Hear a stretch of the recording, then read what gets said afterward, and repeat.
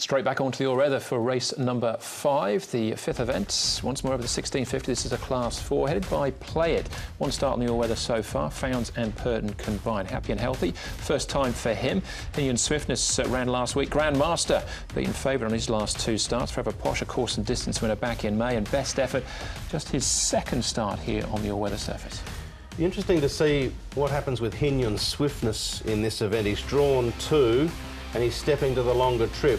The trial leading into his last start would suggest that he was going to handle this surface and probably lead, but it didn't happen over the shorter trip. 5 Stars Agent potentially could be there with him.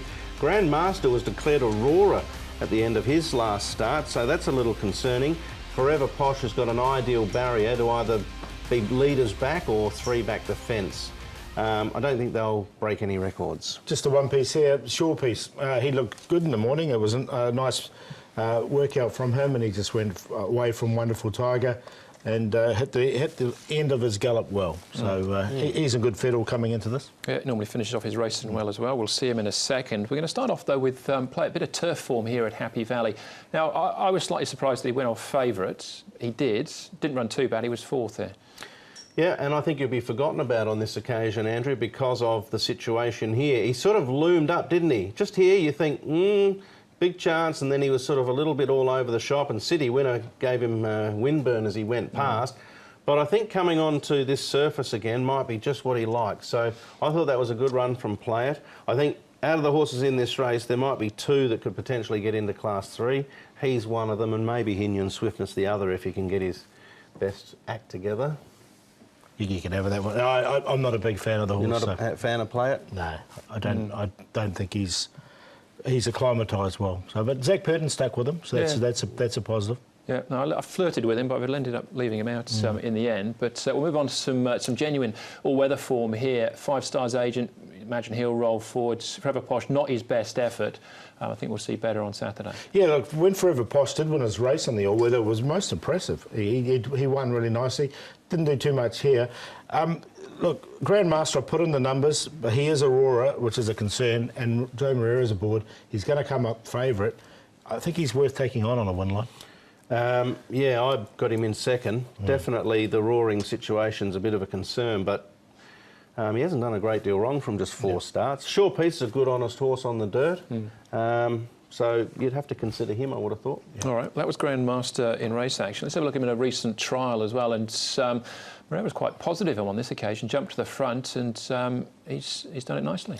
Yeah, well, you never really know what you're going to get. I mean, he had blood in the trachea as well at the end of last season, but prior to that he had some good efforts behind Crown Avenue and Forever Posh. There's no real sign of any roaring situation here looking at him going to the wire. So you've got to take him a little bit on trust. He's going to come up probably favourite. I'm going to have him in the tips, but I'm going to work around him on a win line. Yeah, same as you, Brett. I agree with you totally. He'll come up short, I think, as well. He could win. There's no question, but do you want to take the short price on him? All right. What about this horse then? Good Fit. Again, pretty ordinary conditions out there in the morning, but stays on nicely here for 3rd. Yeah, I snuck him in. He's another one that's moved stables. He's now with Frankie Law. He's put on 27 pounds leading to this. Of course, he's the half-brother to Green Birdie. Good Fit, and does love the surface. He's a 4-time winner. He is, yep. 3 of them out of 11 on this surface, and as I think Paul said, gone to Frankie Law. So another one that you could consider. There's a few to consider in this. All right, Grandmaster did come up very short in the early betting. He's drifted out a little bit now, but he's suggesting we can take him on. I'm going to take him on a horse I had on top last week, which was Hinyon Swiftness. I put him on top over the shorter distance, thought he would lead, and he didn't on the back of his track work. 1650 is probably what he needs. Dylan Moe will take that weight off, so I'll put him on top to beat Forever Posh, who, when he's good on the surface, is very good. He'll add some value. Grandmaster, we've got to keep him safe and good fit. So I play it a QQP this way and take the 3, 5, 6, and then you've got Grandmaster in there just in case he wins.